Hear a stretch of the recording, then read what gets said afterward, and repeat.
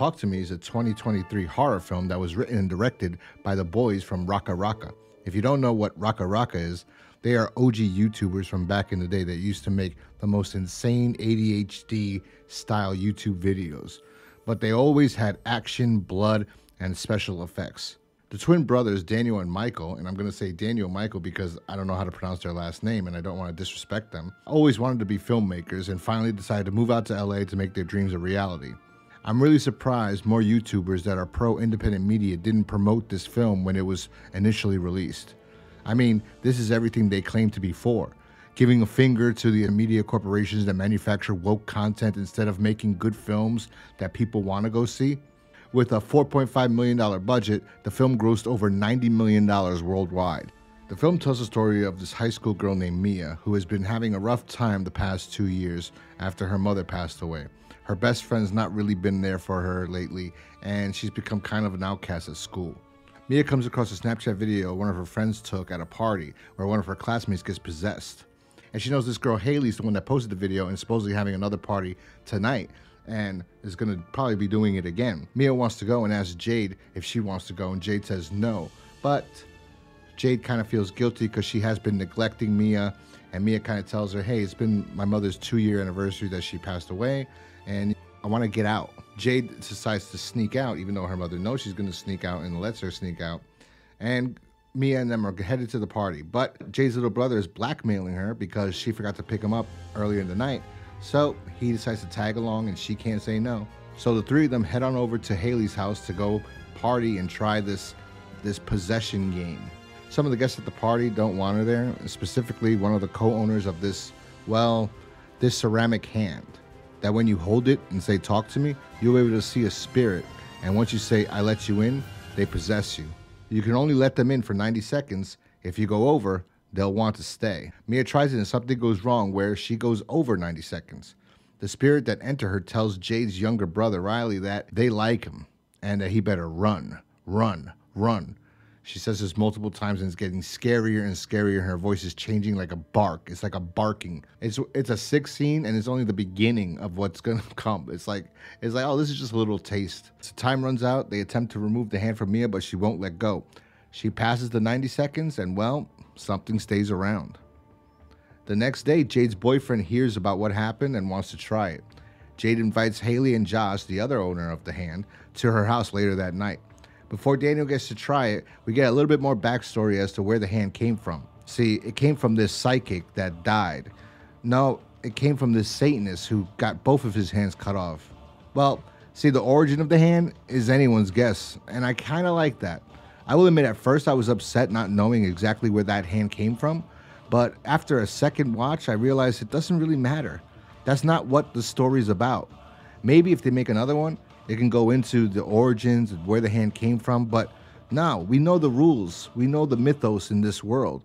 We have it all set. It's exactly everything I wanted that we didn't get from the Boogeyman that came out earlier this year. But we get everything here. It's telling you exactly what the rules are, and I like it. It worked. So after everyone tries it again at Jade's house, Riley wants to try it, and Jade tells him no because he's not even 15 years old yet. They talk shit to each other, and then Jade runs out of the house, and Danny runs after her. That's when Riley asks Mia for permission. Mia allows Riley to try it only for 30 seconds, not for 90. Well, that was a mistake because everything goes terribly wrong. Whatever entity entered Riley now wants to destroy him and starts smashing his face on the table and then onto the corner of a dresser. He even tries to take out one of his eyes with his fingers. Really gruesome. This entire scene, you're seeing this young boy smashing his face in over and over. And the best part about this movie, really one of the highlights about this movie, is that they actually cast teenagers to play teenagers. Although I think Haley and Josh might have been older, I think Mia is about 19 to 20 years old, but that kid Riley was definitely about 15 to 16 years old, and he looks like he's 14. He's the perfect casting for him. It was the perfect casting for Jade and the mother. Jade's mother, you would think that they're actually mother and daughter. That's how good it was. And Mia is a fantastic, whoever this actress is, I didn't look up her name. I didn't look up any of their names. Whoever Mia is, she's a fantastic actress. Honestly, I could see her going on to do a lot of great things if she moves out of Australia and decides to come over here. Yeah, because the film's Australian too, on top of that. After the entity inside Riley destroys his face and he's passed out, they have to call the police because there's so much blood. I don't know what they told the police, or we don't know what they told the police, but they didn't tell the police the truth because Riley's mom has no idea what happened. She thinks that her son got on drugs and decided to like just started going crazy and beating the crap out of himself. They take him into the hospital and he's in the intensive care unit, and nobody wants to deal with Mia. Mia feels extremely guilty about all of this until she starts seeing her mother. You see, also, I forgot to mention, when Riley was possessed, he started talking to Mia like he was Mia's mother. So she thought her mother was in there, which kind of like delayed the time a little bit, but that's not her fault. But now, after that incident and after Riley's in the hospital, she starts thinking she's seeing her mother around. She runs home, and that's what she notices, that she starts seeing things now without the hand. She'll see like these ghosts. I'm going to call them ghosts, but they're demons really. And the movie never clarifies what they are. They just call them they or them. They never say that they're ghosts. They never say that they're demons. They never get into anything, but they're 100% demons. That's without a doubt. You could tell they're demons. And you could tell later on, specifically when, after all this, she goes home and her mother tells her that the only way to save Riley is to kill him, because they're never going to let him go. And she goes to the hospital and sees if she could communicate and find Riley with the hand. She goes onto it again and she sees where Riley is. So they show her where Riley is, and Riley's basically in hell with all these naked old grandmothers molesting him, and this old, disgusting, creepy man, pedo man, that's holding on to him. Is extremely disturbing. The imagery is so gruesome, and the special effects or the makeup is fantastic to show the demon that's inside of Riley is absolutely amazing. Actually, the makeup for everything, even when the kids get possessed and everything, when Daniel gets possessed and Riley, you can see their lips are extremely blue, and it's like if they're dead and their eyes are black, like if they're like the black-eyed children. This is really a great film. I'm not going to keep going on with what happens after this. Well, basically, Mia is guilty. She feels guilty, and she believes what her mother is telling her. But we have to remember that her mother actually committed suicide, and that's another thing that bothered Mia, because Mia always thought, why did my mom kill herself? She was always happy. Why didn't she love me enough to stay?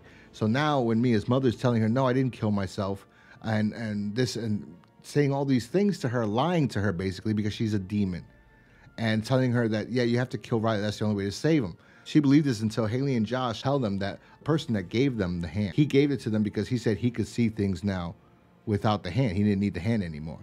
So when Mia asked, well, what happened to him? They're like, oh yeah, he killed himself. So then they find his brother, and his brother tells them the longer they stay in him, the faster they lose energy, and then they'll just go because they have no more energy. They can't stay in his body anymore, and then he'll be fine. But Mia doesn't believe that. She believes her mother, so Mia goes to do what she has to do. I'm not going to spoil the ending of the movie for you. I think it's a very interesting ending. I love it. If you know I love it, then you know, I don't know. If you've watched my other videos, maybe you know, but I really do like this movie a lot. I think it is one of the best movies of 2023. I don't think it's better than Evil Dead Rise, in my opinion. I like Evil Dead Rise, I think, because it was more gory. This has gore in it, and the special effects, like I said, are very good, and the performances are very good for young kids. I mean, it's very believable. This is a really fun and enjoyable horror film. And of course it was going to be, because the guys at Raka Raka, they're so talented. Really, they were talented when they made their YouTube videos. Of course, when you give them the opportunity to make an actual film, it's going to be good, and it was great. This is a very good movie. If honestly, I'd say this is the first time on this thing I'm going to give this. The only thing, no, I don't care. I 5 out of 5 stars. Yeah, when I think about it, all in all, I've seen this movie 3 times, and I really like this movie. I wish I would have reviewed it earlier than I got to. But no, this is really, really one of the best movies of 2023. I give this 5 out of 5 stars. I like this. I'm speechless. That's how good the movie is. And I really like the ending. If you haven't seen it, definitely go check out Talk to Me. Anyway, that's my late review for Talk to Me. If you're new here, hit that subscribe button. If you like this video, click the like button. I'll talk to you guys next time. Peace.